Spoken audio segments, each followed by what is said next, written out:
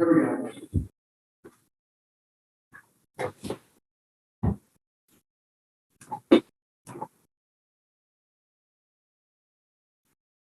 All right, so I think it's 11 o'clock or a minute after or so. So we're going to get started. I'm going to take roll first, and then we'll have Leah, are you reading the opening statement or someone reading the opening statement? Yes. I'll take roll and give you a chance to get ready for that. So I'm going to take roll real quick here, and we'll go from there. Rebecca Buford. Here. Sarah Waters. Here. Christina Gentry. Yes, here. Thomas Allen. Here. Erica Zimmerman. Here. Dana Ortiz. Here. Shannon Oury. Here.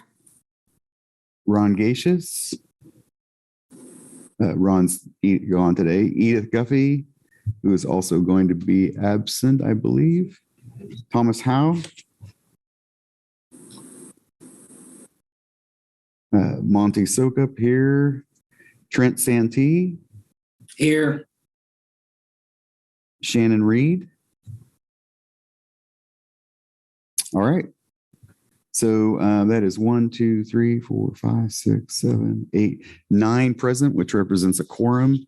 So we can call the meeting to order and then have the opening statement, please. Thank you, Mr. Chair. Good morning, everyone. I have a few housekeeping items for this hybrid meeting. This is Leah Roseland, Affordable Housing Administrator. This meeting is being recorded and broadcast on City's YouTube channel and Cable 25. Please remember to mute yourself during the meeting when you're not speaking. The chat function for this public meeting is disabled. All chats will go directly to me. Unless you are participating during the meeting, please turn your video off. This allows the active meeting participants to be seen on screen. You will still be able to hear the meeting. When you are participating, please turn your video on. If you have any trouble, you can send me a chat. The city reserves the right to mute people or turn individual videos off to minimize distractions during the meeting. And now I'll turn the meeting back over to Mr. Sukup. All right, great. The meeting's in order. We're going to have public comment.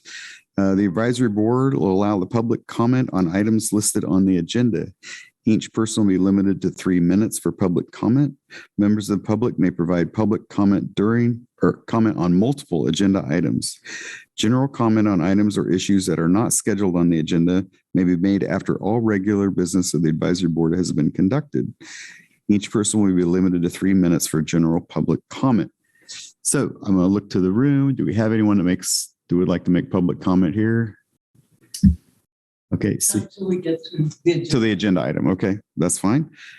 Do we have anyone online with their hand up?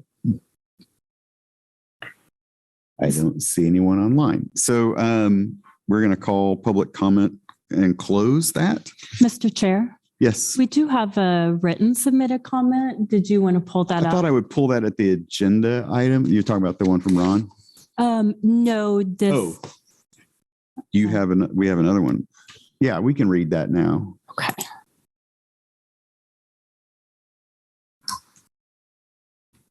Should I share Yeah, my? can you read that? Because it's not coming up on my screen and I can't read it from here. Yeah, let me just share this.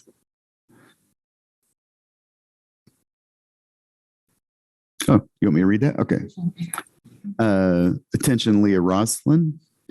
I propose improved community relations between the Douglas County Housing Authority and local property lessors to clear negativity surrounding Section 8 voucher program.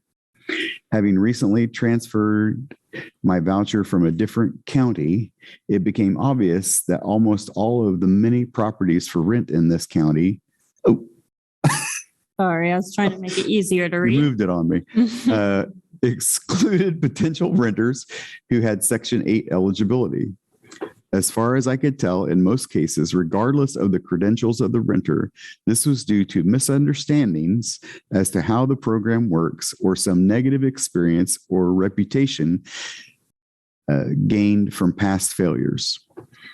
Perhaps there could be a way of sharing the positive success stories of the many good tenants and the many excellent and skilled workers at the Housing Authority willing to accommodate both sides of a rental agreement. Commercial properties seem especially turned off about taking Section 8 vouchers. Couldn't these relations be improved somehow? Asking for the advisory board's consideration on this crucial matter that results in many vacant rental units and many eligible renters unable to find housing. Thank you sincerely. This is an anonymous submission.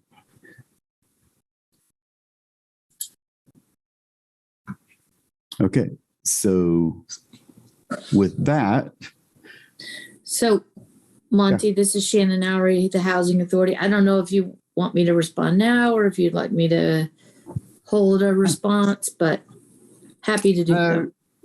yeah, go ahead. If you would like to respond. Normally we don't respond to this, but if you would like to respond, it wasn't go ahead.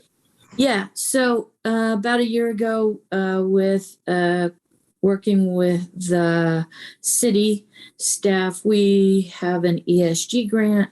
It's for a landlord liaison project. We've hired Marielle Ferrero to be our landlord liaison. We have a landlord symposium that's scheduled for July 28th. So we are actively trying to do what is suggested. I will say that we are having a higher degree of difficulty. We attribute some of that to the need that we had during COVID to put a lot of renters in units who needed supportive housing through rapid rehousing. We've had quite a few landlords who've had negative experiences because we did not have the supportive services in the community that those renters needed. And so, there were very significant issues with some of those situations. We've lost at least 8 large apartment complexes that amount to over about 1,000 units who will no longer take vouchers. Matthew Falk of Burton Ash has acknowledged this problem, a couple of public meetings with the county. Everybody was in a bind during COVID, and we had to put some people in locations that really weren't good for them, or the community or the landlords. And we are trying to recover from that scenario and actively working. We have a fund now to try to do a damage kind of recovery, and we're getting additional ESG funds, and plus we've asked for funding from the county for some of these, and the Housing Authority is putting $50,000 of its own reserves into these programs to try to work with landlords to address this issue. Thank you, Shannon. I'm glad to hear that you guys are working on that and have programs in place. That's certainly a positive step forward. Are there any other public comments? All right. Seeing none, a closed public comment, and we would consider the second item would be to consider the approval of the meeting minutes of June 13th, Affordable Housing Advisory Board. So I open the floor for either comments or a motion to approve those minutes. This is Christina Gentry, member who has received housing assistance. I make a motion to approve those minutes for last month.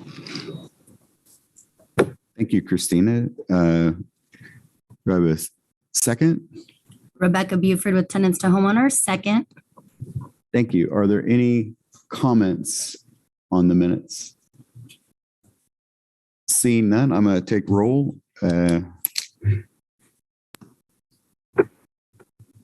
Rebecca Buford. Approve. Sarah Waters. Approve. Christina Gentry. Approve. Thomas Allen. Approve. Erica Zimmerman. Approve. Dana Ortiz. Approve. Shannon Oury, Approve. Trent Santee, Approve.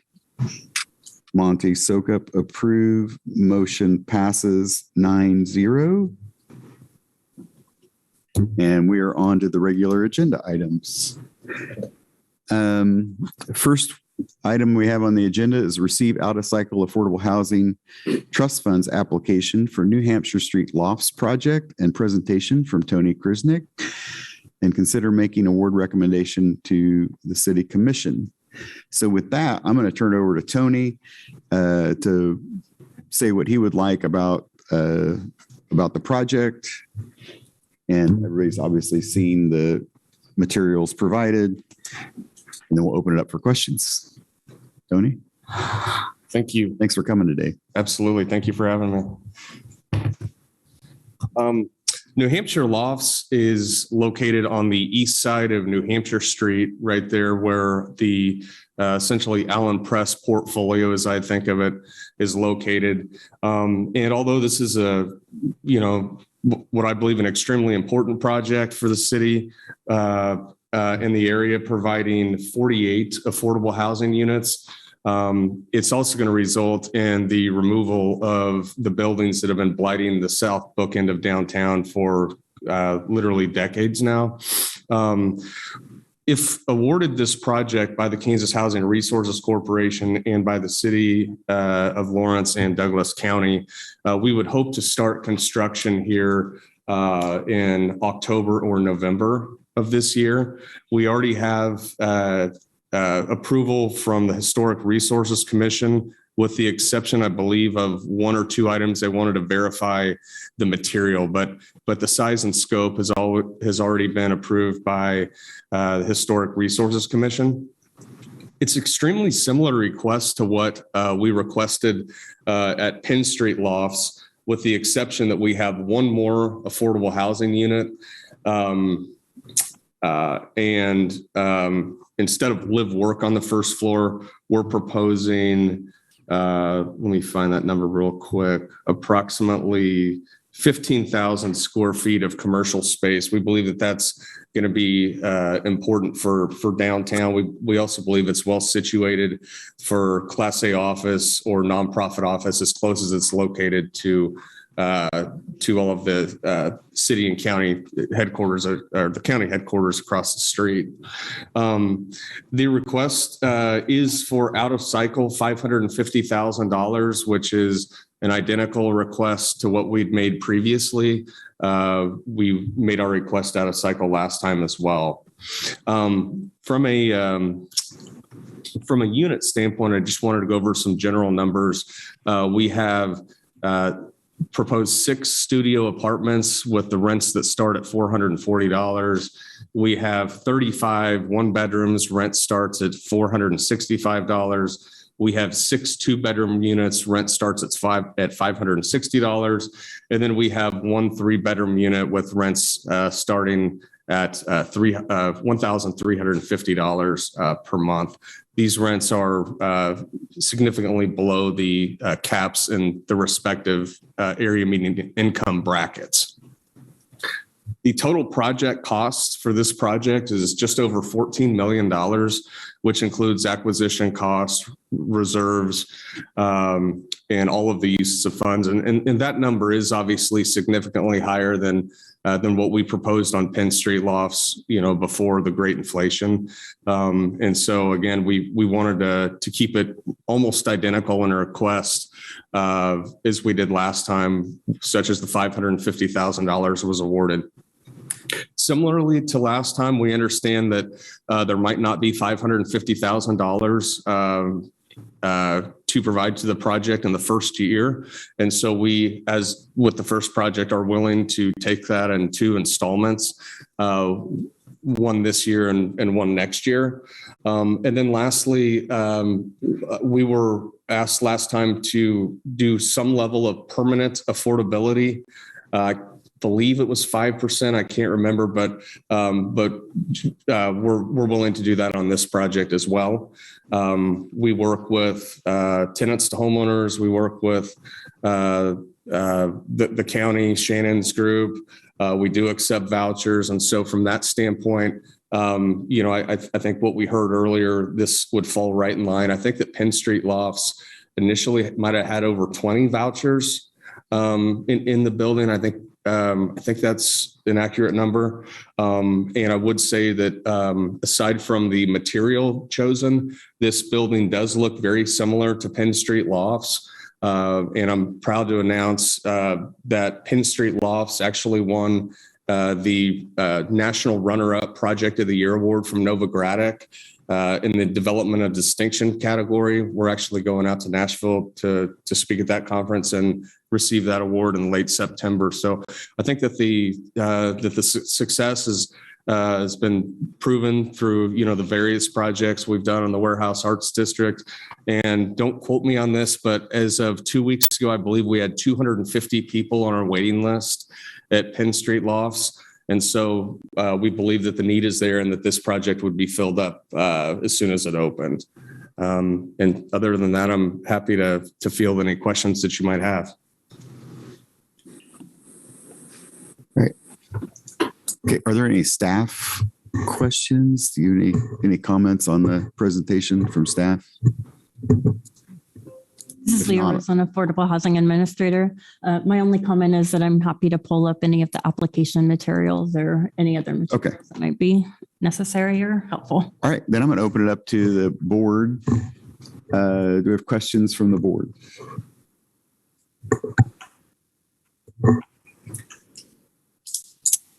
This is Shannon Oury, Housing Authority. Tony, what happens if we don't consider this until our regular February schedule? And would make an award in not February, in November. What happens?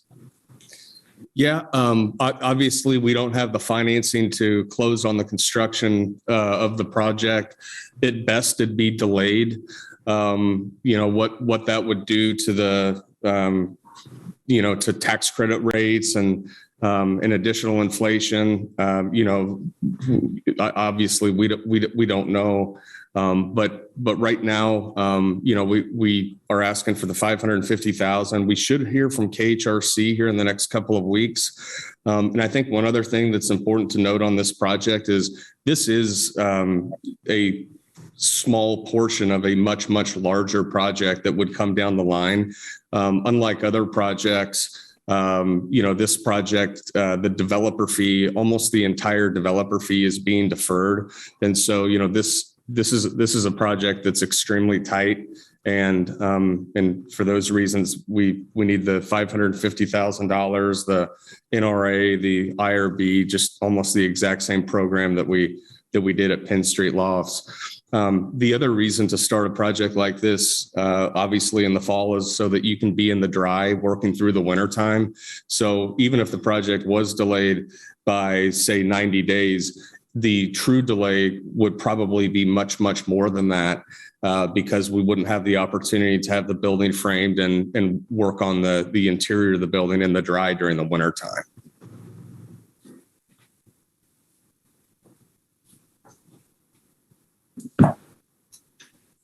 Other questions? Yeah, go ahead, Erica. Erica Zimmerman, Executive Director, Lawrence Habitat. Thanks for your proposal, Tony. I did have a question. If I heard you correctly, some of the spaces you were doing differently were the work-live spaces. It made me wonder if there were some lessons learned from the Penn Street Lofts that you might be incorporating into this new building. I know you said they were looking very similar, but just any lessons that you might have learned from the affordable housing piece and if you've incorporated that into the new space. Yeah, I feel like on Penn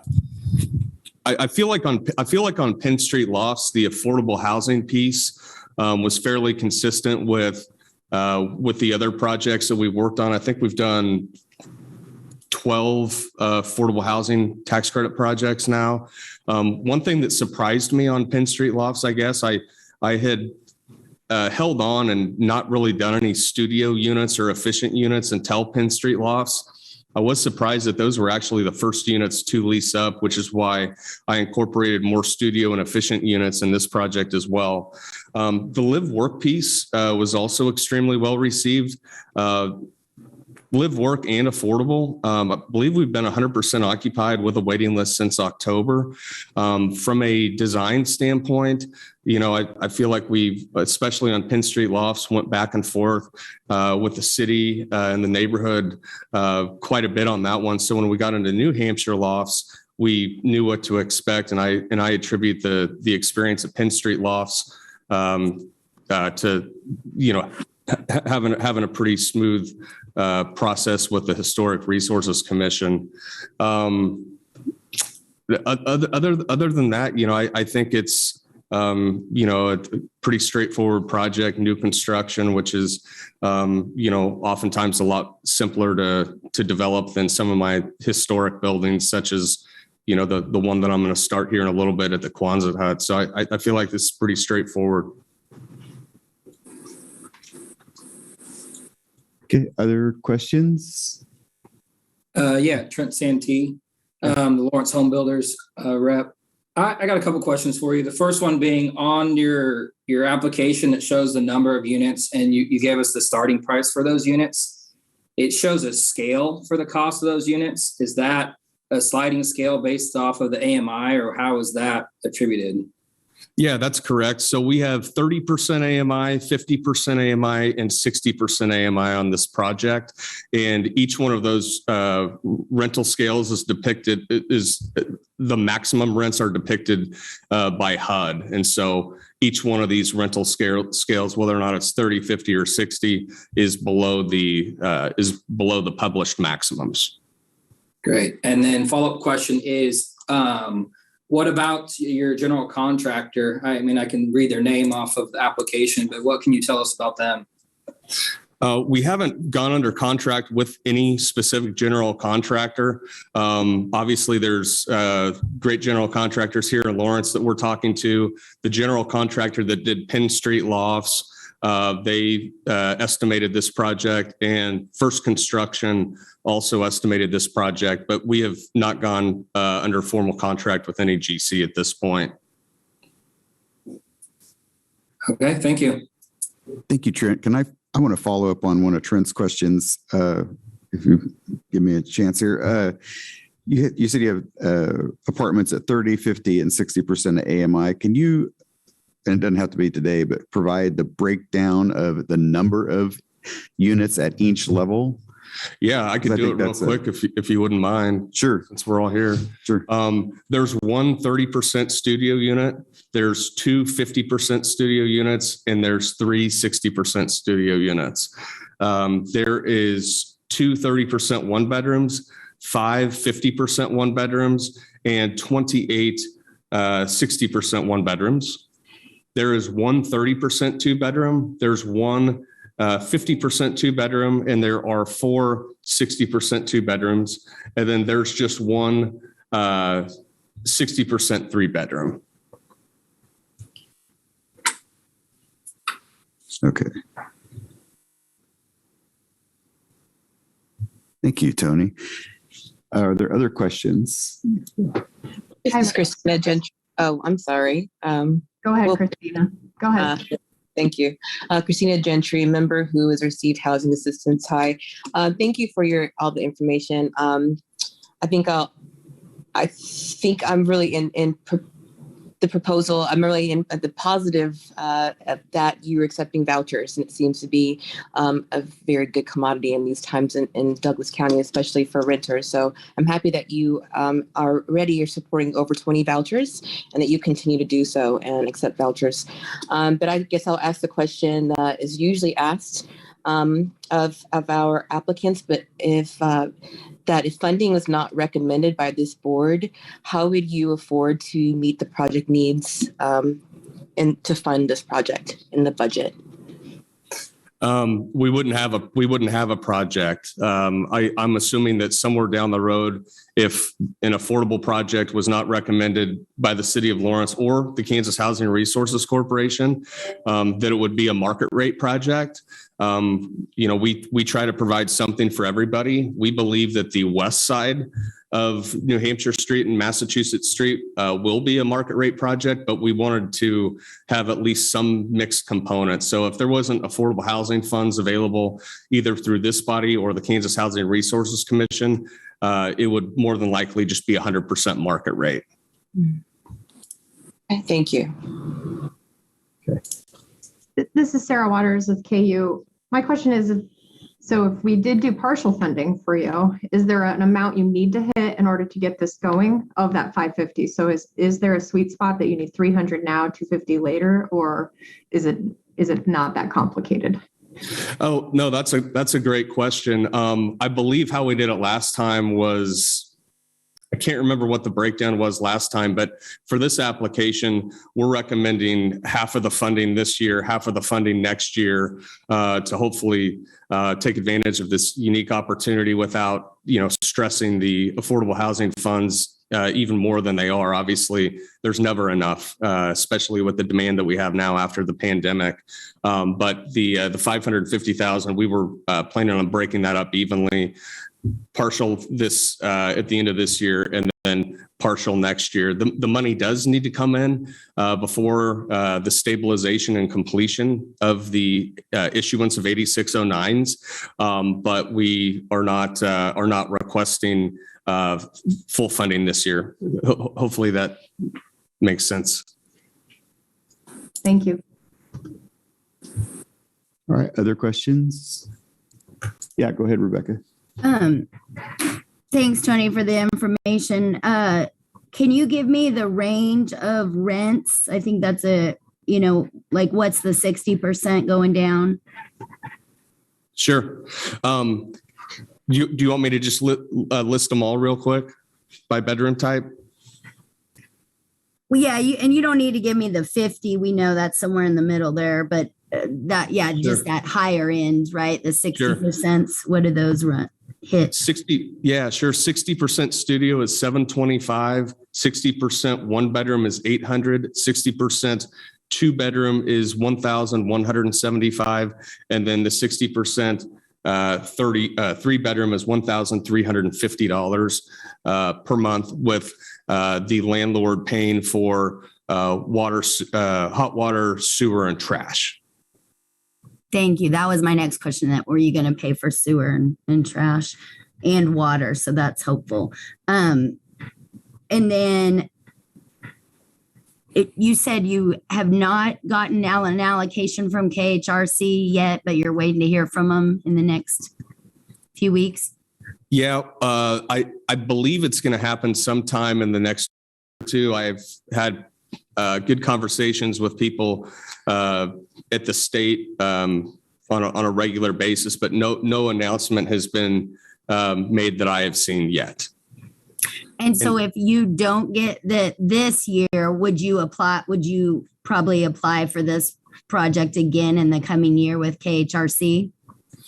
I think I don't know how to answer that question just because I don't own the real estate yet. I'm sure that you're aware of this too, and it's extremely unfortunate, but East Lawrence has actually been taken out of a qualified census tract now. We were essentially grandfathered in for a 30% basis boost because it was previously in one. And so we would obviously hope for the best, but we're looking at this, unfortunately, as a little bit of a now or never for those reasons. That 30% boost is pretty critical, huh? Well, there's no project without a 30% boost. And again, I'm not saying that this isn't an outstanding market rate site.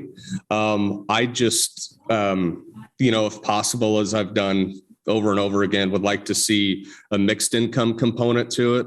And with the understanding that the highest and best use on the west side of the street is market rate, I just think it'd be nice to have some affordable right there in the neighborhood as well. But anyway, it is a plan B, a large market rate project would also be good for the city. We're pretty excited to hopefully bring 48 of those units into the affordable realm though. Thank you. Other questions? All right, I have a couple of questions. Tony, first of all, it's a great project. Thanks for bringing it. I'm always impressed with how you figure out how to get the financing put together and get all the credits you can get and put these things together for the city of Lawrence. So kudos on that. I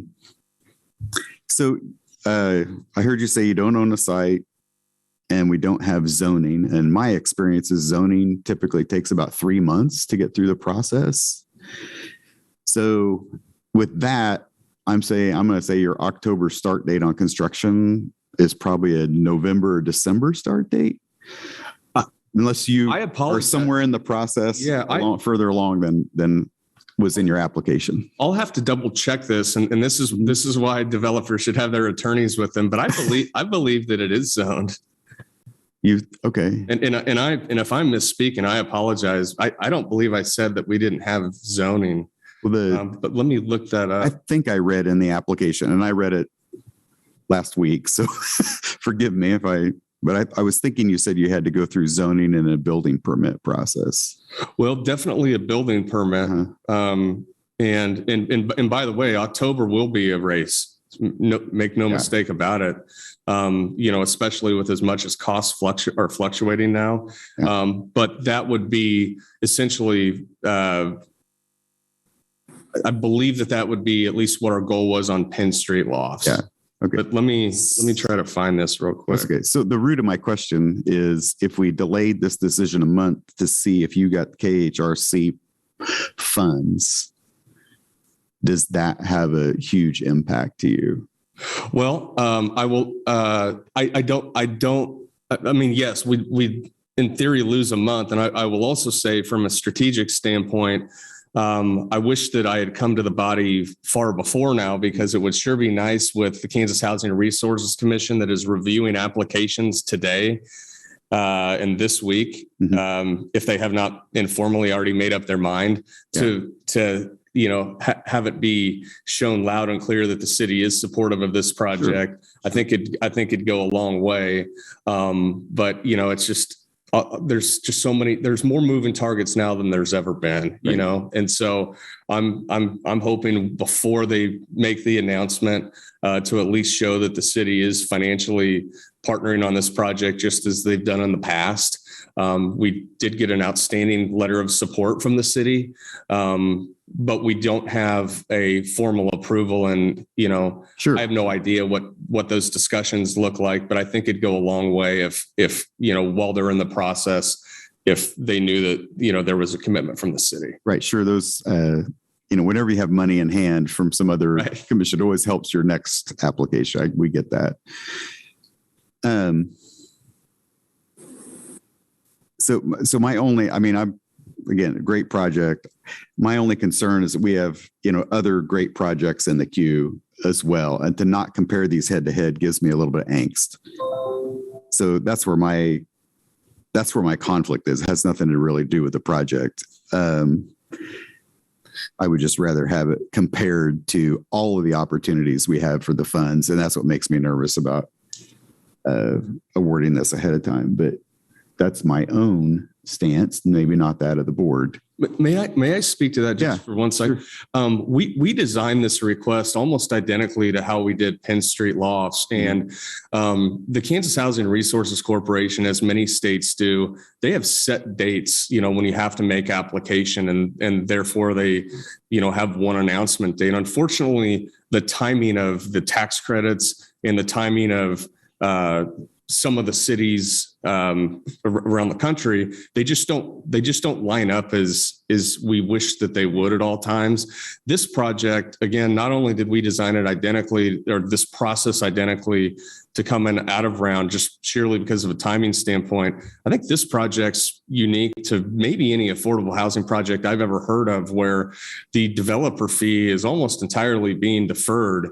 And the reason is so that we can remove extremely blighting buildings downtown. So I think that in that in that regard, not only are we consistent with what we've done in the past, but there's accolades that this project has that frankly, I have never heard of before.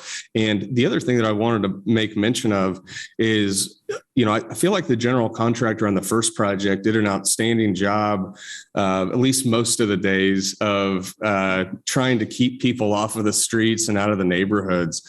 The way that I'm envisioning this project is our first step would be to remove the blighting buildings and use that huge space as a laydown yard to take the pressure off of New Hampshire Street and the surrounding neighborhoods, and hopefully not have that street being shut down any more than, absolutely necessary. And so I just wanted to make mention of that. We've been as considerate thinking about this as possible. And obviously there's nobody that would sign up for a $14 million project where they're deferring all the fee unless there was something extremely unique. And I think that this checks a lot of those boxes on uniqueness. So, Okay. Mr. Chair, if I may, just looked it up. The properties are zoned CDUC, so they have the downtown commercial zoning district. And depending upon how the use is ultimately formed and functioned, multi-dwelling structures, ground floor dwellings, and work-live units are possible uses in the CD zoning. Okay, good. So we don't have a zoning process really to go through. There may be a special use permit process depending upon how they're detailed and designed, but by right, they do have some permissions for housing. Good. That's good to know. Thank you, Jeff. All right. Other questions? Yeah, go ahead, Shannon. So I agree with Monty in that I think the last out of cycle application was really when this body was getting started, and we weren't seeing the number of applications that we see now. I'm pretty sure we're going to have other tax credit applications coming in, because I know at least one other developer has asked me for a letter to basically say we'll refer Section 8. And I am totally in support of this project. I am not in support of it out of cycle. I think we crafted our cycle to be able to accommodate the tax credit. And so that we were trying to make the decisions by November so that the developers would know. And after the last round, I personally received comments from individuals saying that they didn't think the process was fair because an out of cycle is not compared against the other ones. And so all the things that Mr. Krsnich just mentioned, which I think are favorable for this project, but there is no ability to compare to other projects. And this is almost exactly half of the total amount that we have to award. And so because of that, while I totally support the project, I don't really support an out of cycle request, particularly when we're this close to our cycle of requests, and particularly for this such a large amount.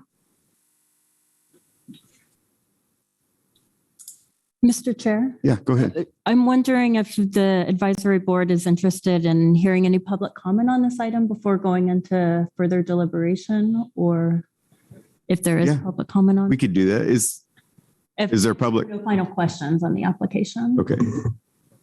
Okay, we'll get to you here. So are there other comments before we start kind of deliberating? I know we kind of, I probably started that. So the other questions? Edith, And not that you Edith can't is have here. further. Yeah. Edith is here and has a hand raised. I don't know if that was intentional. Oh, hi, Edith. Thanks for joining us. Go ahead.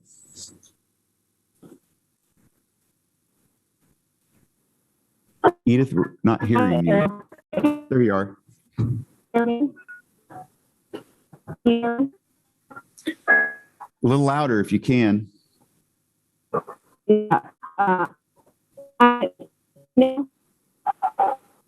Yeah. Great.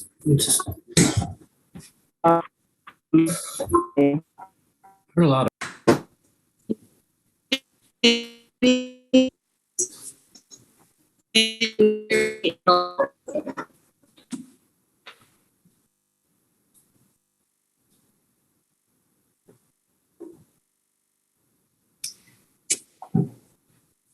This is Leah Roseland, Affordable Housing Administrator. Mr. Chair, it looks like she dropped off. Yeah, I'm wondering if she could type in, if she has a comment, she could maybe type in the text. I don't know if she could probably hear me at this point. All right. Well, I'll tell you what, let's do. Let's take our public comment and then we'll go back to the board if that's all right with everybody. So we have one person here in the audience for public comment. Hi, everybody. I just wanted to mention I'm representing the East Lawrence Neighborhood Association. And my understanding was when you represent an organization, you get 5 minutes rather than 3. So I'm hoping that's the case here. Yeah. So my name is Katie Walsh, and I'm the vice president of the East Lawrence Neighborhood Association. And we support this project. Great project. And also Tony's lawyer, Patrick Watkins, almost always comes to our meetings. And so the community engagement has been really good, listening to our concerns. I just want to start with that. So I have a few comments. He's asking for special treatment by submitting an out-of-cycle application. And so Shannon, I was really pleased to hear your comments. This is not fair or equitable to the other applicants who have adhered to the applicant deadlines. City Commission now makes any agency, developer, et cetera, who applies for city funding or incentives to do so once a year during our budget time. So there are not surprise requests that year. The NHAB application matrix asks if the project fills a community need. We argue that the most dire community need in East Lawrence, Brook Creek, Barker, and the Oaks neighborhoods is to keep New York Elementary and Liberty Memorial Middle School open. The principal and vice principal at Central and also New York meet with us regularly now since they tried to close our schools or make Central a mega elementary.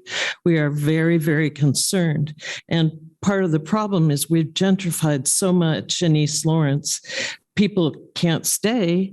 Families that want to come need 3 and 2 bedrooms. So we're asking for more 3 bedrooms, and we're asking because it's a community need. The school board and administration has told us if we can't keep up our numbers at New York, we will be on the chopping block. My point is Mr. Krsnich's project does not help with the community goal. Out of 48 units, there are only 6 2-bedroom and 1 3-bedroom. 1 3-bedroom? We desperately need more. This is what parents on the east side need and have let us know over and over during the process of trying to close the schools. Developers over the years, when we ask for more family units, always say it won't pencil out or that's not their market. Please vote for families in East Lawrence who want to send their kids to New York school. We know there is a market. Also, under the question, what population will be served? The company checked families. This is not true unless they provide more 2 and 3 bedroom units. Their application to the Kansas Housing Authority asked, what is the building type? They wrote multifamily. This project is already receiving a 15-year, 95% tax abatement through the RNA. If they can't help our low-income families, perhaps they should not get this added funding. New York and Liberty Memorial are schools that many kids can walk or bike to. Parents tell us they value that. These schools are community hubs for all kinds of neighborhood activities. I think oftentimes, and you do need to focus on affordable housing, but there are broader needs that sink in with affordable housing, and our schools are one of them. We are gentrifying fast. We need more 3-bedroom apartments to fulfill our needs. Remember, our city's adopted strategic plan lists equity and inclusion as a commitment. I lost myself. And a commitment to strong and welcoming neighborhoods as one of the 5 outcomes as a city we want to achieve. Please only grant these dollars if it helps our community with real affordable family housing. Thank you. Thank you for your time today and coming. All right. Public comment. So I think we'll go to our group discussion here. And certainly if there are questions for Tony, certainly feel free to ask as we come through this discussion. So I'm going to open it up. Mr. Chair, this is Leah Roslin, Affordable Housing Administrator. Just to bring the advisory board's attention to the staff memo attached to the agenda item. And if the advisory board has any questions, I'm happy to go over those. I included the link to the AHAB dashboard where it shows the number of projects, and want to note that out of the, I believe it's 56 that the AHAB has contributed to funding that are completed units. Mr. Krsnich has developed 47 of those. And so this project, could be substantial towards our goals. And as the memo also says, we currently only have 175 in balance left for 2022. And so the advisory board could choose to make a recommendation towards the remaining balance of 2022. And then could recommend to the city commission encumbrance of 2023 funds as seems appropriate. Okay.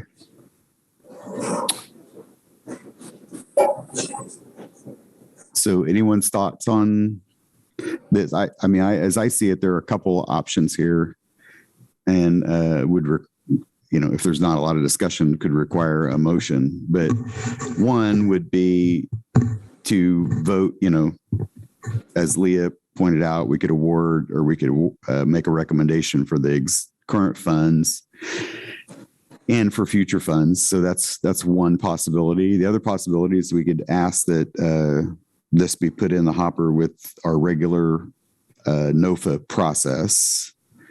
I'm sure there are other options that I'm not thinking of on the fly here, but thoughts on that? Mr. Chair, this is Leah. Oh, Edith, I was about to read the message you sent to me in chat, but if you're able to speak and would like to speak to it.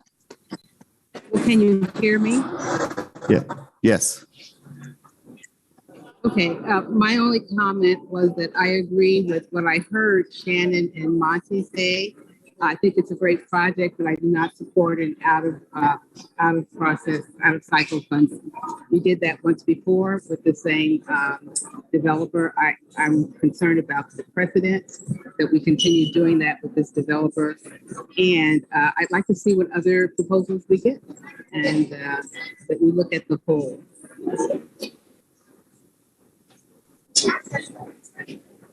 Thank you, Edith. Thanks for joining us.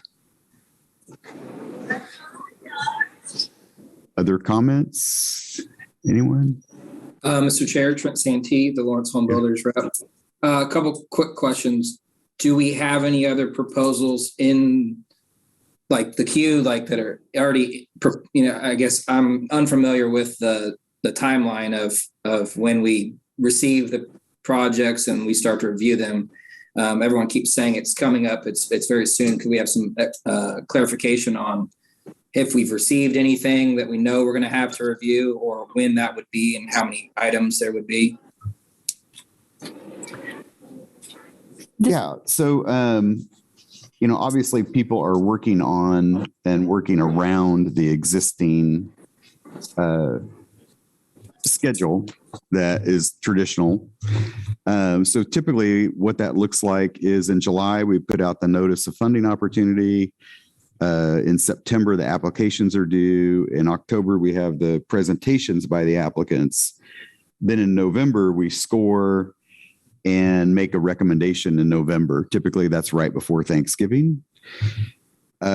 And then the city, that would then make it to the city commission for award at the December, in this case, the December 6th meeting. And then funding is typically available by the end of the year. So that's kind of the process. So by the 6th of December, you would know if you were going to receive funding. On the 14th of November, you'd know that you were being recommended by this board.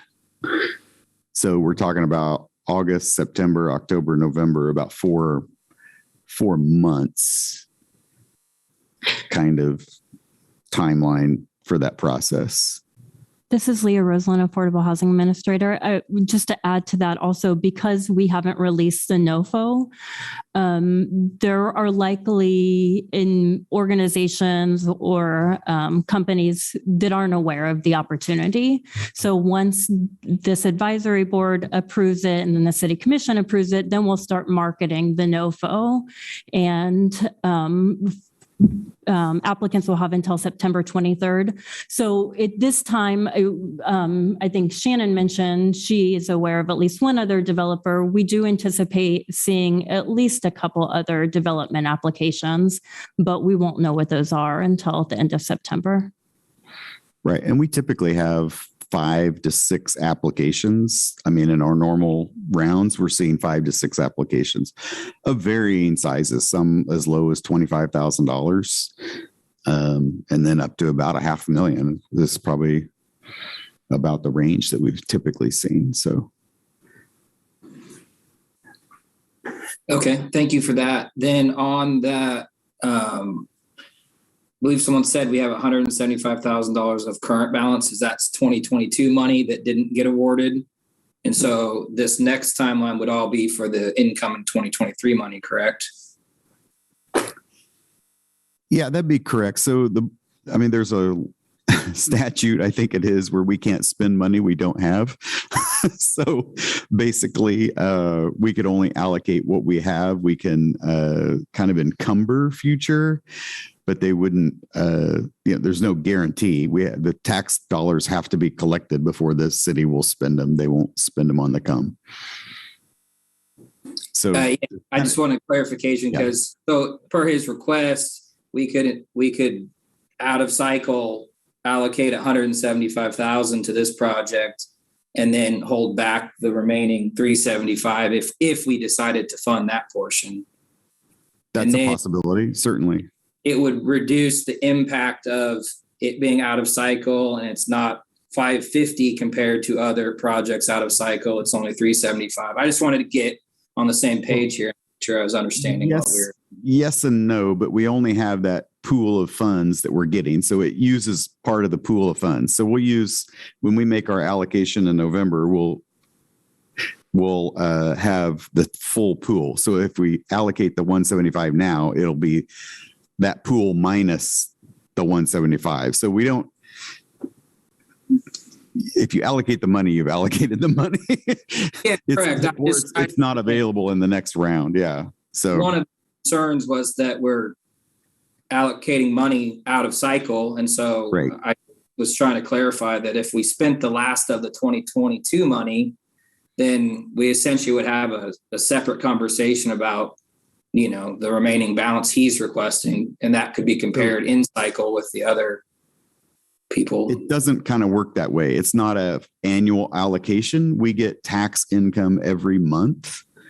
So we're getting I don't know what the number is, $60,000 a month, something like that, 60 to 70,000 a month in sales tax revenue that comes to us. So that builds over the time. So the only, what we do is we look at when we're making our annual allocation, what funds are actually available. So if we spend it, it is essentially allocating those dollars that are going to be available for this funding process ahead of the funding process. They're not going to be available. So there's really no way to award dollars now and not impact the future process, is what I'm trying to say. That makes sense? Yeah, that's understood. I just meant where the statement sent out, it says we're expecting 1.2 million for next year. I was just trying to clarify that right at a yearly allocation that it is separate, even though it's not actually. I understand. I just trying to make sure we're not withholding money from this project because of potential projects when we in theory could have money for both. Yeah. Well, yeah. All right, I get it. It's okay. If we think there's 1.2 million available and we award 2.2 million now, in the next round there'll only be 1 million. There won't be 1.2 million available at that point. There'll only be 1 million. So we're not talking about 2, we're talking about 500,000. So I'm just trying to make sure I'm on the same page with our expectations. All right. Other comments, questions? Okay. So I would open up the floor, I guess, for a motion, either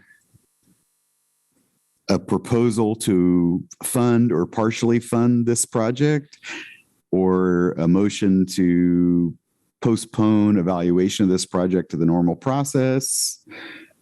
If someone wants to step out there and put something forward. I think that's where we are on this.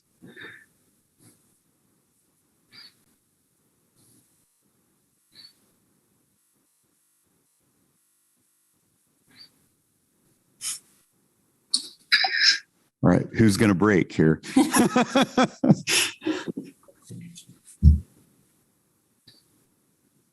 I'll do it. Trent Santee, Lawrence Homebuilders Rep. I motion that we fully fund this project in the out of cycle timeline. I understand what we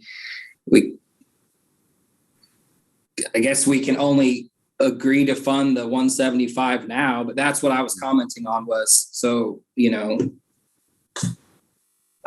we're expecting to have the revenue to fund the rest of it, but I don't know if that needs to be determined at a later date or what, but I would motion to approve it.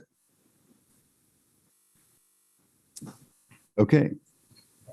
Do I have a second on that or a comment? I have a comment. This is a Dana Ortiz, Family Promise of Lawrence. This is a conversation we've had so many times over and over again about out of funding cycle, and is our cycle the right cycle? And so we're here with a really remarkable project, and we're wrestling with our own rules that we set. So I don't have any insight. I don't have a solution, but it does indicate some of the structure that we've set up for ourselves to have this funding. The precedents that Edith mentioned, have this funding discussion, is even indicative of some of the situations we've set ourselves up for.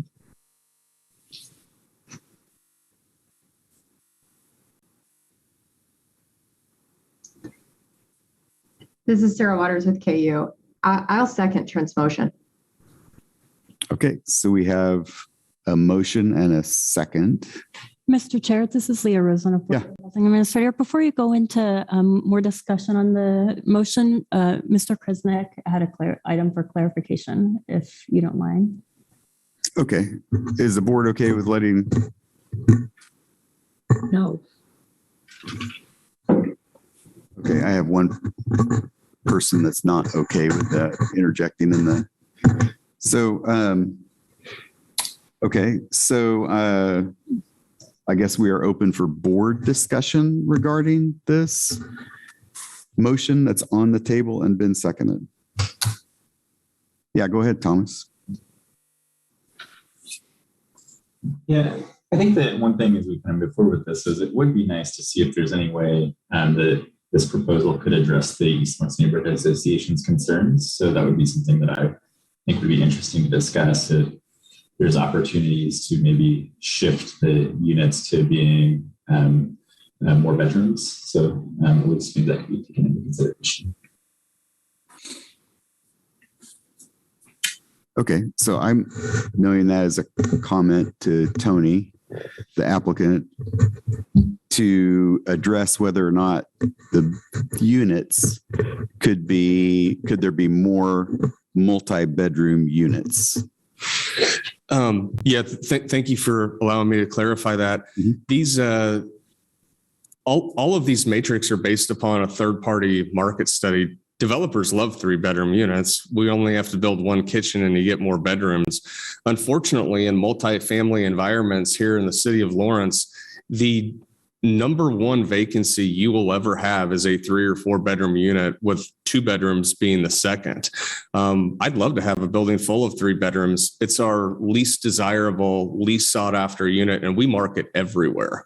Anybody in the multifamily business will tell you that in Lawrence, Kansas, and frankly, lots of other markets, in a multifamily development, 3 bedrooms or more are the least desirable. I'm not saying that 3 or 4 bedroom single family houses or even townhouses aren't in high demand, because I believe that they are.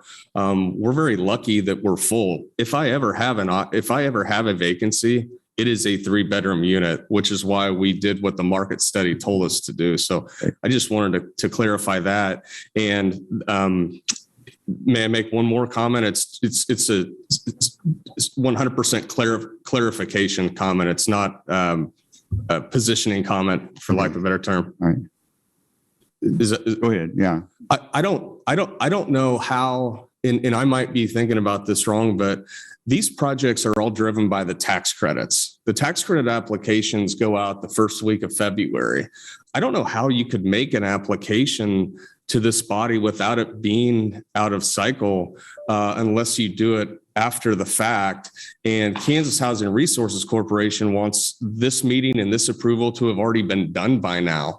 If I was to make an application, or any developer making an application in the summertime, I don't even know what the requirements of the qualified allocation plan from the Kansas Housing Resources Corporation are going to look like. So I just wanted to make that comment on behalf of all developers. I don't know how it would even be possible. So I appreciate it. Okay. Thanks, Tony. All right. Other comments from the board?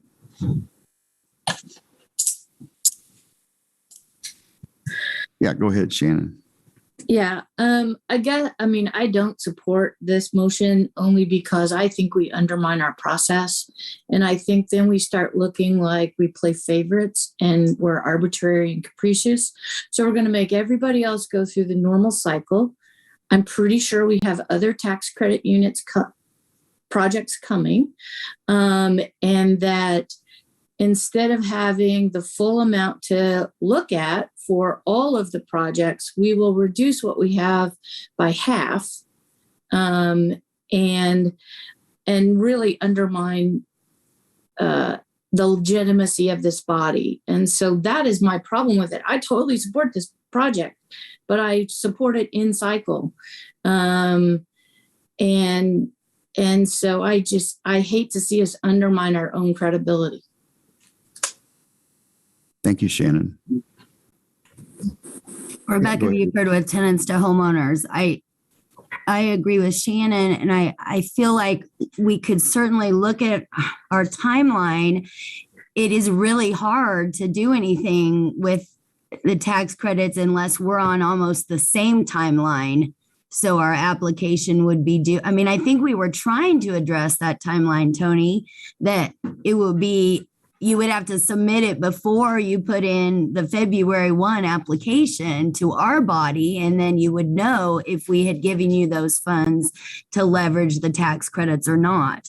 But I agree with Tony and other developers that is really spread out, and it's really hard to have all the details ready by September, unless you're really far ahead. And the reality is that's very much harder these days because of price changes, right? So we're in a much tougher climate to kind of plan ahead on a project. So I don't know what the answer to that is, but I do agree that I think there'll be several big development projects that could have tax credits that are looking at next year's tax credit application and submitting their request for housing trust fund dollars before that. Okay. Thank you, Rebecca. Anyone else? All right, I am going to call the roll for the vote. The motion by Trent, I believe, is to fully fund this project using the resources that we have now to allocate now, and then recommending that future funds be allocated, realizing that the city can only can't guarantee those funds until they're available. Would that be correct, Trent? Yes, thank you. Okay, I'm going to call the roll. Rebecca Buford, No. Sarah Waters, Yes. Christina Gentry, Listening to the needs of the community and to the concerns of our board members here, I'm going to vote no. Thomas Allen, Yes. Erica Zimmerman, No. Dana Ortiz, No. Shannon Ori, No. Trent Santee, Yes. Monty Sokup, no. That is 1, 2, 3, yes. Auntie, we have Edith. Oh, is Edith on? Oh, I'm sorry, I didn't see. Was that a yes or a no?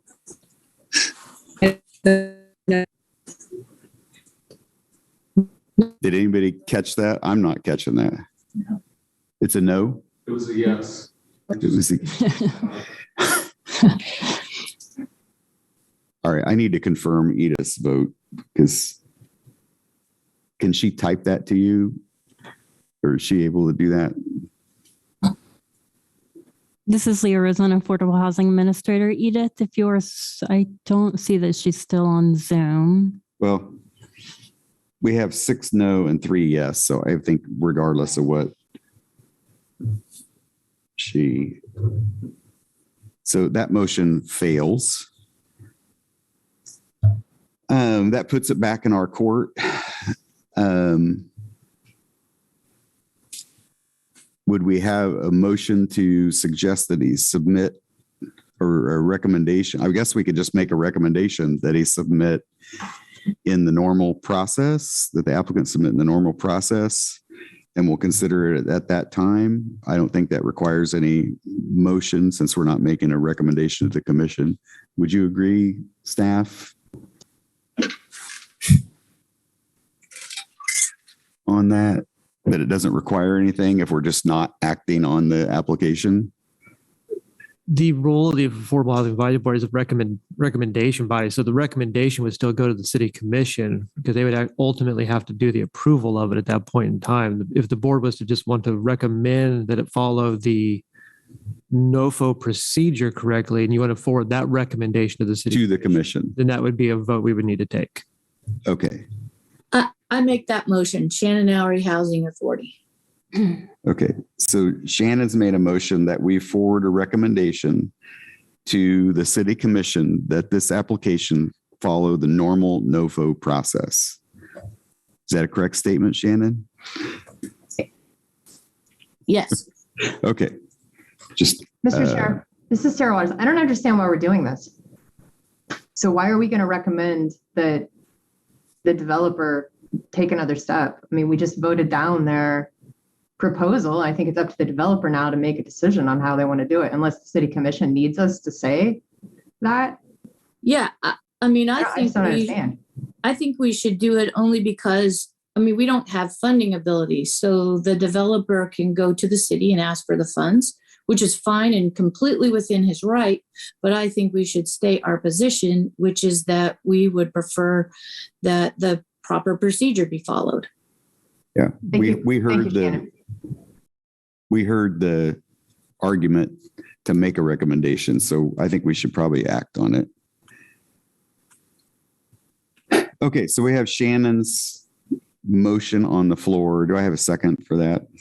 I will second it. Tom Allen, member at large. Thomas. Any discussion regarding that? Any further discussion?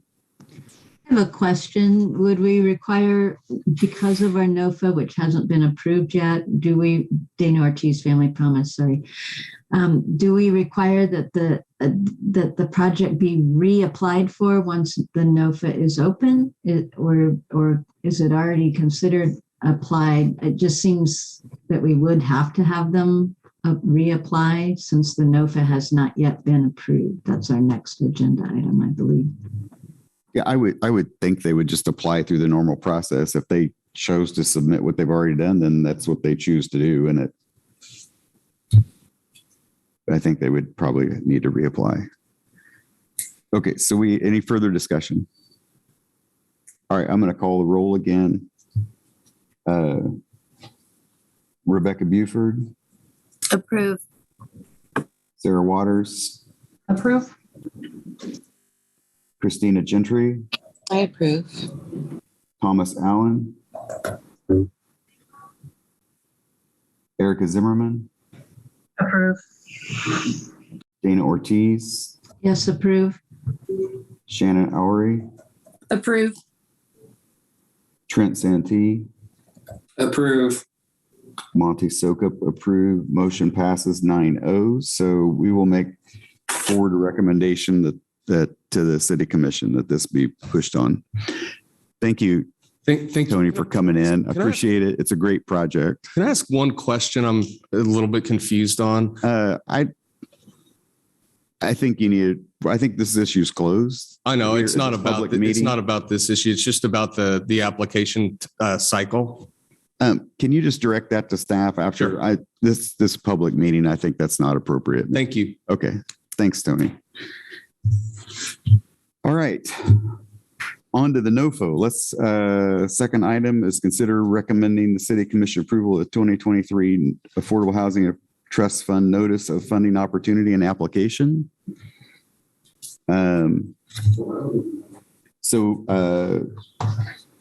Leah sent out I think all like 50 pages of the NOFO and the application, which we have been over multiple times, and she's made multiple edits. So I'm going to open the floor to talk about that with the hope that we would move towards approving the NOFO today and the application today to push this process down the road. Monty? Yeah, go ahead, Dana. Yeah, Dana Ortiz, Family Promise. So given the conversation that we just had on this very good project, I just throw this out again with the NOFA. Do we have the right timeline? Is this appropriate timeline? I know we're kind of stuck with it this year, but is this something we ought to re-examine?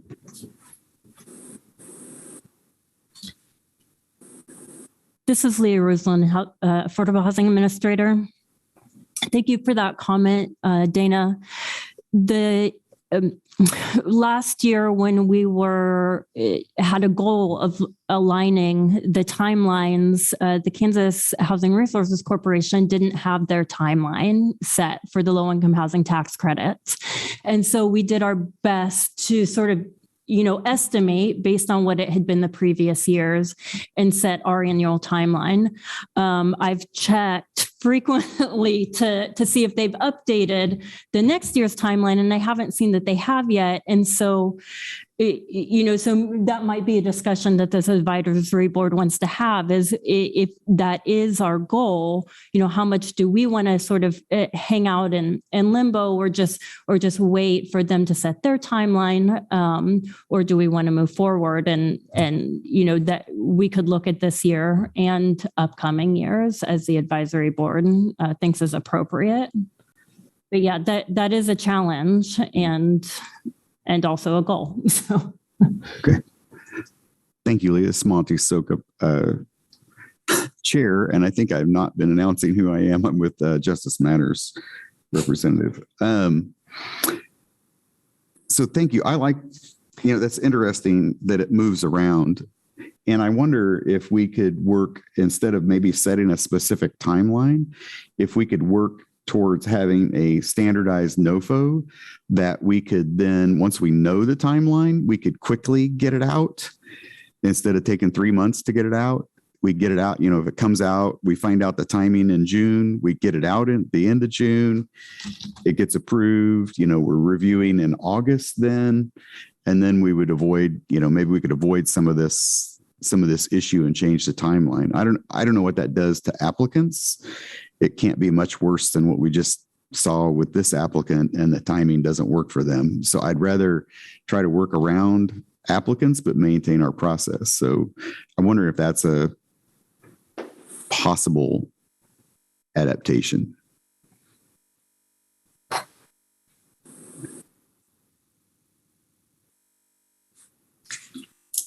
This is Leah Roseland, Affordable Housing Administrator. While advisory board members are thinking about that, I just wanted to make an item of clarification that was in the chat. NOFO is an acronym for Notice of Funding Opportunity. Thank you.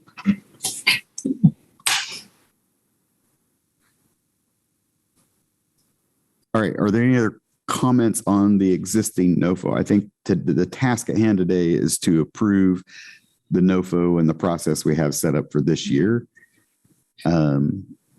Certainly we can adjust next year if we choose to do that, but are there any comments on the current NOFO?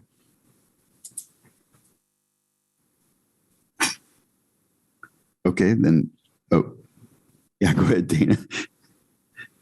Then we're kind of up against the corner now because we're heading into the third quarter almost. But maybe if we could have a conversation about putting this back on the agenda in our January meeting, so we evaluate that early on in the year so we don't find ourselves in a similar situation next year. That's a good comment, Dana. I would also say that we ought to look at whether or not we can speed up the process of getting the NOFO approved and all that, because we seem to go and we meet once a month. Maybe we need to have some kind of, couple meetings in 2 weeks and specifically focused on this or something like that, so we can get it pushed through faster for projects. If we don't have a 4-month process, we have a 1 or 2 month process. It certainly helps us. So that may be something to consider. So we'll put that on as a future topic. I'm going to pull us back to this action. We have a motion to approve the 2023 NOFO as This is presented. Christina Gentry. Yeah, this is Christina Gentry, President. I make a motion to approve our existing NOFO. Okay. Do I have a second? For tenants to homeowners, second. Okay, so we have a motion and a second on the floor. Is there any discussion or comments? All right, 1, count of 3, 2, 3. Seeing none, we are going to call the vote here. This is to approve the existing NOFO and fund application. So Rebecca Buford. Approve. Sarah Waters. Approve. Christina Gentry. I approve. Thomas Allen. Approve. Erica Zimmerman. Approve. Dana Ortiz. Approve. Shannon Ellery. Approve. Trent Santee. Approve. Monty Sokup, approve. Motion passes 9-0, which takes us to the third item, which is Elect Land Development Code Update Steering Committee, Affordable Housing Advisory Board. So I think we have a slate of people that have been nominated, and I received a statement from Ron, which he asked me to read. He was one of the candidates. I'm just going to read it verbatim here. I am withdrawing from consideration for the Building Code Review Group and endorsing the selection of Christina Gentry as the AHAB representative. Christina's experience with AHAB and recognized voice for what is a largely ignored constituency. Families who've been burdened by housing costs make her an excellent choice. I have confidence that Trent would do a good job too. But he is less familiar with the AHAB perspective on building code issues and our affordable housing toolbox. I urge your selection of Christina for this assignment. Thank you, Ron Gacious. I read that, So I think Ron has withdrawn, which leaves us with Christina and Trent, if I am not mistaken.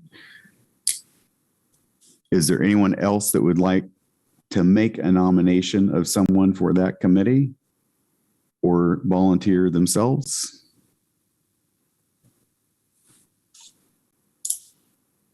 Okay. Seeing none, I guess the process here would be to call the roll, and you would either vote for Trent or Christina. Hi, this is Christina Gentry, member who formerly had received housing assistance. I'm really kind of thankful for Ron's endorsement. But I had some words just to kind of let the group and anyone else know about kind of where I stand and why I was interested. So just kind of a couple of notes I wrote down. I'll be really brief. But as I read about the Land Development Code Committee, one of the objectives is that it speaks to the members that they provided evaluate for guidance on the Land Development Code and updating processes to the consultants and to the Planning Commission and the governing body. I'm just interested in to fill a seat in this space, representing AHAB member, holding a seat in this space as the position of a person who has received housing assistance or has experience with houselessness. My recent experience working as a former community health liaison at the Lawrence Douglas County Public Health has provided me with what I consider like what I can contribute to the Land Development Code conversations. I've worked with aggregated data, kind of real understanding about our geographic makeup, our demographic makeup as well, currently for Douglas County. So I've got a little bit of that knowledge. I also bring like a community health lens and perspective to community conversations. So I can contribute into the Land Development Code, in my perspective in that, and bring that lens to it. I'm also currently serving as a member of FLAT, which is the Friends of Lawrence Area Trails. And one of the goals of that nonprofit group is to complete the Lawrence Loop. And that's a 22-mile paved trail that will eventually circle the city, if anyone's not familiar with the FLAT board and its objectives. But when I think of like land development, I think of accessibility and structure and architecture. And so I think that intersects with the projects that we work with at FLAT. So yeah, lastly, I just kind of reintroducing myself into spaces that are volunteer. So I've got a lot more time than I did before to serve on this board and to bring back the information that's shared in that space with this body. So yeah, thanks for listening to me put my little 2 cents into that hat, and appreciate that time. And thank you guys for whoever you decide to vote into that space. Thank you, Christina. Trent, I would yield the floor to you to talk about why you want to serve. So yeah, absolutely. Trent Santee, the Lawrence Homebuilders rep. First off, I want to say thank you to all of you guys and to Christina. I will happily support her. I think she would represent the AHAB board very well. Has nothing to do with I think I'm better than her or her efforts and stuff to be involved. I take this very, very personally. I was born and raised here in Lawrence. I grew up in a construction related family, and the growth of Lawrence has been a very, political and hot topic its entire existence. Lawrence is a special place. And I think that we have a lot of good people that participate in this process, but the reality of the situation from my perspective is that we are just behind the gun. We're just too slow with our efforts and our growth, and that we need more action and more things now. Like we even just talk about my involvement in AHAB is because I replaced the previous home builders rep who had to leave Lawrence to go take a job in Kansas City. I personally have taken jobs in Eudora and Ottawa because there are less jobs for me here in Lawrence. And so this is something that is not only personal to me, but it is my business as well. And so my involvement in development in the community in the past has been limited to some of the other the developers and people in this community from a professional standpoint. But like I said, I grew up in this process, and and was involved in West Lawrence development a few years ago that ironically got made less dense by the process. We took it to the city commission and the planning staff, and the original arrangements was modified to appease the neighbors, which I felt like was a step backwards as a community goal. But that's again, just that experience. But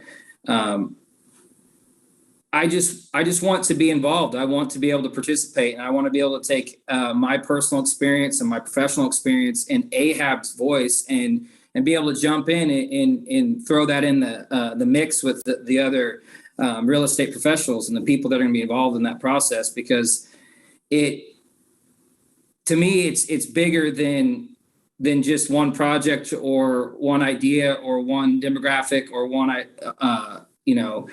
way to look at it. But it ultimately comes down to me is we need more action and we need more units. We've talked about that as a board. We just went through that application and how that was out of cycle, and how we have AHAB needs to figure out its process, because the for-profit or market rate developers can't participate the way the non-for-profits can. And we just saw a firsthand experience of how a project that was a fantastic project didn't receive our support because we're worried about other projects or the process of how we decide that. And ultimately, all I saw was a bunch of affordable housing units, and a cool project downtown just lost a major level of support. So that, like I said, I just want to get in and get involved with that.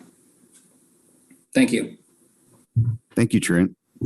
And I would say to both of you, just whether or not you represent AHAB, you can be involved in this process, regardless of the outcome today. You just wouldn't hold the AHAB seat, and we're limited to one seat. So, okay, is there any other comments, questions? Okay, I'm going to call the roll, and I'm going to ask that you either cast a vote for Christina or cast a vote for Trent. And we'll go from there. So, Rebecca?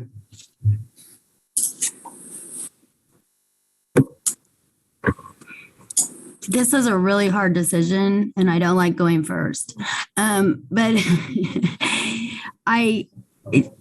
we need Christina's voice on this discussion, but we need Trent's voice too, because I agree, development code is all about supply, and we need builders who can talk about how that policy and code affects our ability to actually build. So I'm going to go with Trent because of that knowledge of building, that the city needs to hear how difficult it is to build supply with the current codes. Okay, thank you. Sarah Waters? Trent?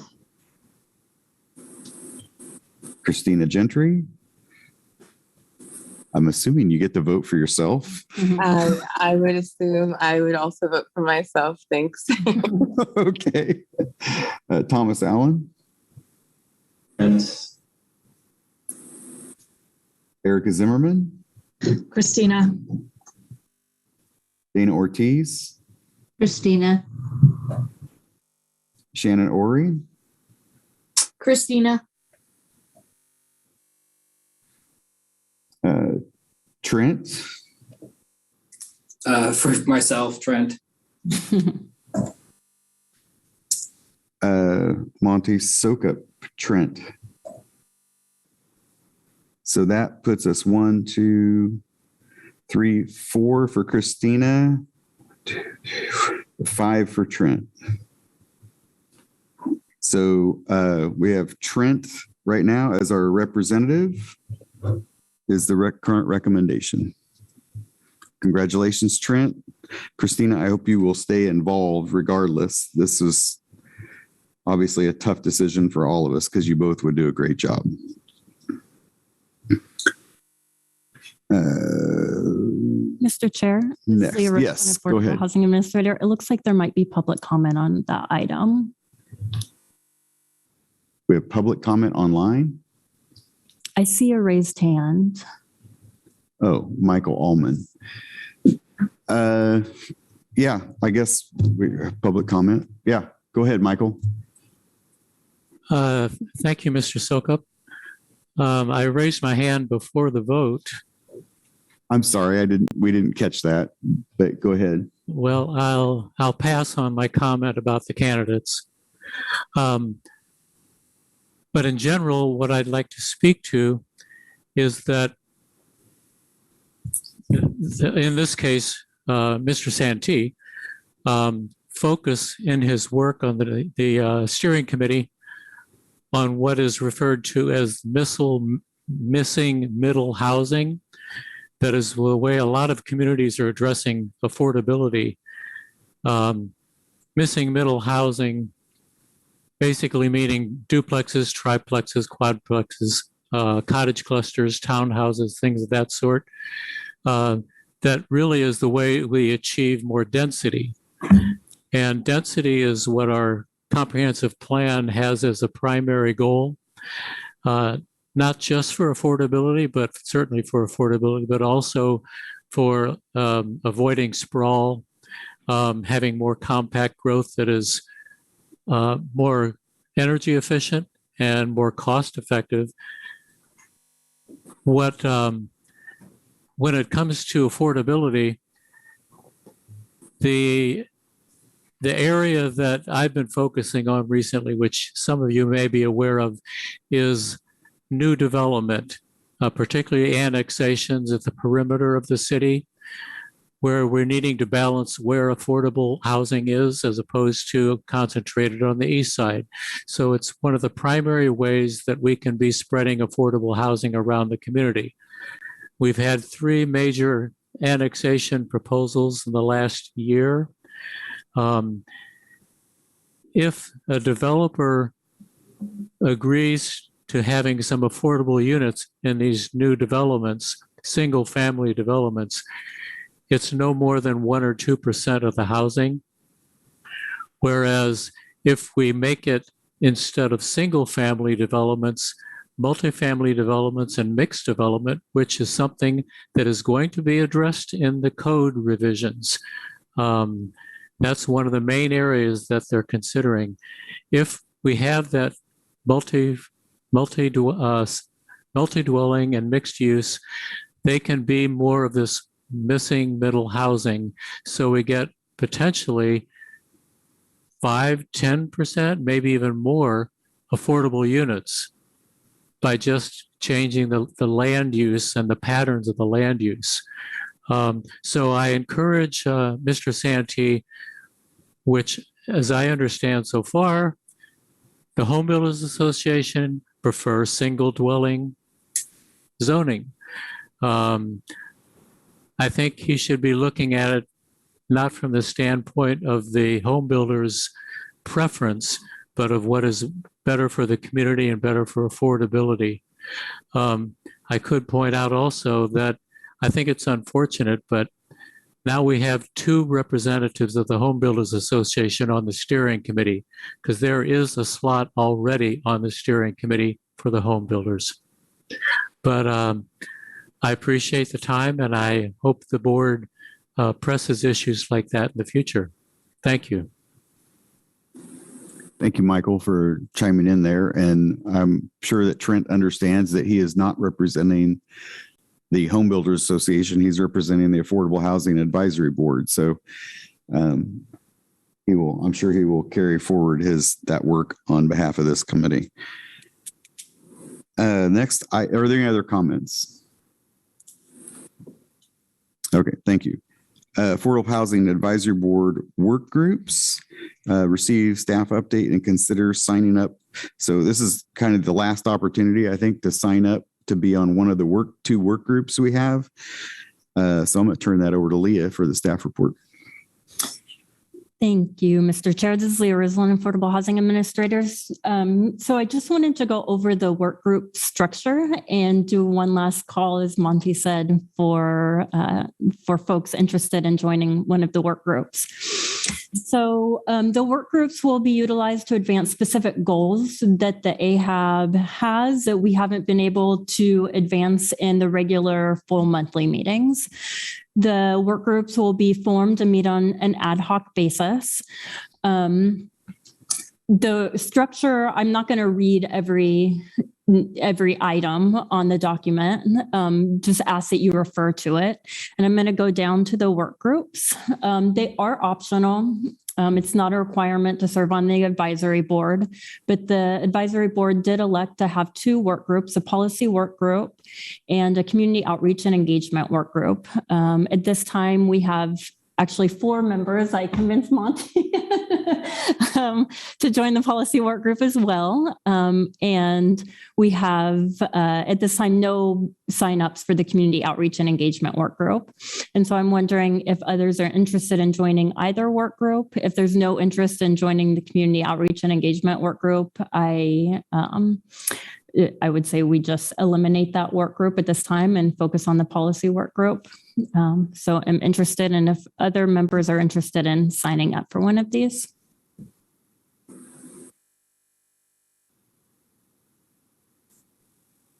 This is Christina Gentry, a member who has received affordable housing opportunities. So I have a question about the policy work group, specifically if it's divided into specific other sub work groups within it. Is there something, is it like a policy that we all agree to working on as one? I'm pretty sure we'll iron those things out in the work group themselves, but I'm kind of asking preliminary questions of myself. But would we have, say, for example, I know that a couple of times we touched on the income as a protected class and making that into some kind of policy, or working that verbiage into some kind of policy that we could understand and read. Are we going to design policy work groups to function as working on specific policies, or just like an overarching policy itself that we design to work together as a group and make that decision within that policy work group? This is Leah Roseland, Affordable Housing Administrator. The first task of the policy work group will be to review the Affordable Housing Toolbox and some of the recommendations that I made to the City Commission in terms of policy to advance affordable housing and any other policy recommendations that advisory board members have. And the first task would be to, review those and prioritize what policies the work group is interested in working on. I am assuming with a work group that only includes a few members, that it would be the entire work group working on one policy initiative at a time. Go ahead, Shannon. Yeah, I would like to participate in the policy work group. Thank you, Shannon. Okay, thank you, Shannon. To Christina's, just one comment on Christina's note, the income as a class, we did work on that already and passed that on to another committee that I can't remember the name of the committee because I can't remember all the city committees, but it is being worked on. It was kind of taken out of our realm and because the city decided there was a better group to handle that. So that is being pushed forward. And that may happen with other policies that we decide to look at. They may not be for this group. It may be just this group trying to push the rope, as you say, and make those changes happen. So. Thank you, Monty. This is Christina. I think the Human Relations Committee is working to that. So maybe there'll be time to intersect or, to collaborate with that group if we could at some point. Thank you for that clarification. Yeah. Okay. Thanks. Last call for volunteers for the communications work group or the policy work group. Going once, going twice. Okay. We are going to move on to the next agenda item then. This would be review reports and discuss as appropriate. This is the Douglas County Homeless Needs Assessment and the executive summary. Any comments on either of those reports? And we don't have a presentation, I don't think. No, okay. I would say that I didn't read the entire report in detail, but I did read the executive summary, and I think it's a good summary and tells us things that I think we've known for some time and we're trying to address. I don't think there's any breaking news there, but it certainly puts some data around things that we thought we knew. So it's nice to have that in hand, and I applaud the work of those groups working on that. Are there any other comments on that document or executive summary? This is Leah Roslin, Affordable Housing Administrator. Just some context that the city and county will be working together to operationalize the data that are in these needs assessments in terms of planning, action and items and interventions around them.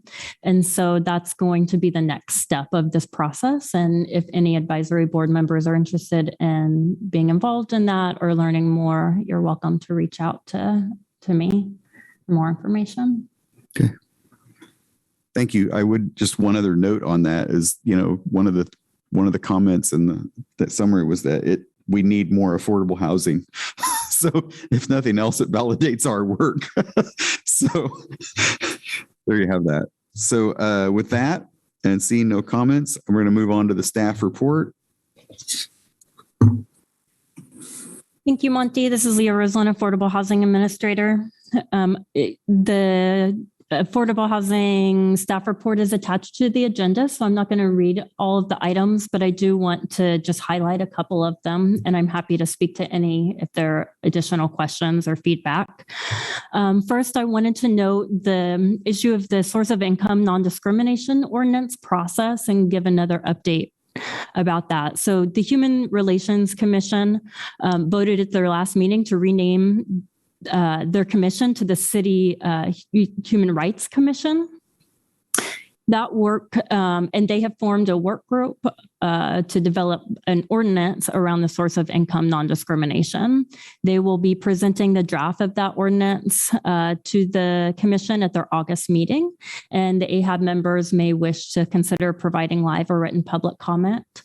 At the last month staff report, it was noted that AHAB members, Affordable Housing and Advisory Board members have been invited to join that work group. So if there is any interest from AHAB members in participating in that work group, there's still opportunity to do that. Moving along, just want to note that I made the presentation to the City Commission, and that if after the advisory board members view that presentation, if there are any recommendations or feedback in areas that the AHAB might wish to explore, those would be good items to bring back to the full board. And then wanted to highlight that tomorrow there will be a joint city and county commission meeting on housing and homelessness that starts at 5:00 p.m. The agenda is live online, and you can access the link online, and I'm happy to take any other questions or feedback. Okay, any questions for Leah? All right. Christina Gentry, real quick question, Chair. Question for Leah.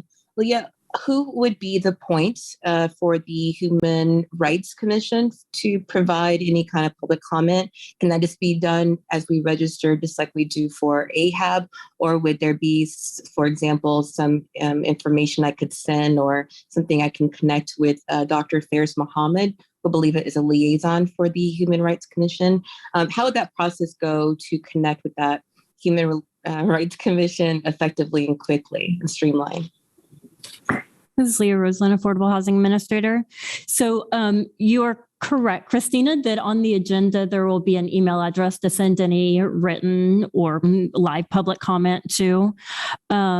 And if you would like to bring items to the commission's attention earlier, then you're welcome to reach out to the staff liaison, Dr. Mohammed. You could also reach out directly to the chair, whose information is online, or I'm happy to connect you to. Thank you very much. Thank you. And thank you, Santee Sogop Chair. Any other questions for Leah on the staff reports? All right, seeing none, we're going to move on. Is there any other new business that any person has to bring to the table today? All right, seeing none, I'm going to close new business and move on to the calendar. So we don't believe we have any action items for the August meeting. So we were planning on canceling that meeting and moving to the September, where we receive mid-year reports for the fund and review the matrix and the process. And then in October, we have the fund applicant presentations, and then in November, the fund recommendations. And so are there any questions on that? I have a question, but I'm going to give everybody a chance to. So this is probably a question for Leah. If we have nothing in August, would it be possible to move our NOFO funding process up a month? Since we basically have no action in August, is that a possibility? This is Leah Roslina, Affordable Housing Administrator. It would just mean moving the deadline up a month because it still has to go to City Commission in July for approval. So it wouldn't move up the funding of the November 14th date? Not necessarily. It might move it up a couple weeks, but not substantially.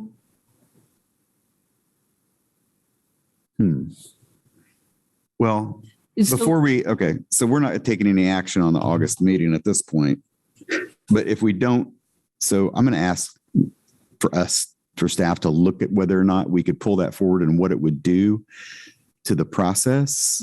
Because if we could pick up a month, that it would just mean we don't. So let me clarify. So after the NOFO is approved, this board doesn't have any action until the applications are being reviewed. The September meeting, it's just reviewing the matrix and process. It's already been approved. Right.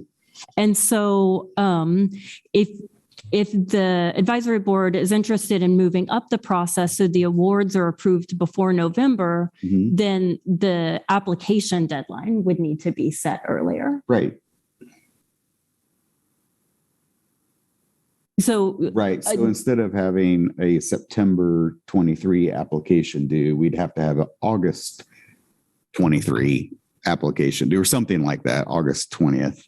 Correct. Yeah. And the intent of approving earlier this year was to give applicants more time to submit the application. Okay. That in the past, and according to our policies, we have to have I believe 5 weeks. Yeah. Okay. So I guess what I'm going to ask is that we look at that and maybe talk to some applicants that we know and see if that causes great heartache in shortening that period. And if it does, we just don't do anything. We can leave it like it is. And if it isn't a problem, maybe we move it up. We think we just consider it. And that may require an August meeting if we did that, right? Or wouldn't require an August meeting. Well, so the timeline, it's okay. The timeline is a part of the NOFO. So if you want to adjust the timeline, then that needs to be approved as well. Okay. So I'm seeing Erica is shaking her head. No, do not adjust the timeline. Is that what I'm seeing, Erica and Rebecca? Okay. So it would have a negative impact on our applicants is what I'm seeing. Some applicants. Okay. All right. Forget it. So it looks like we'll probably cancel the August meeting, given that we're probably not going to do anything different on the NOFO. We'll look at that in the future. Okay. Are there any other comments? Then I am going to call the meeting to close. And I was told we don't have to have a motion or a vote, so you can signify by signing off the web Zoom meeting. Thank you, everybody, for your work today. Tough day. Thanks.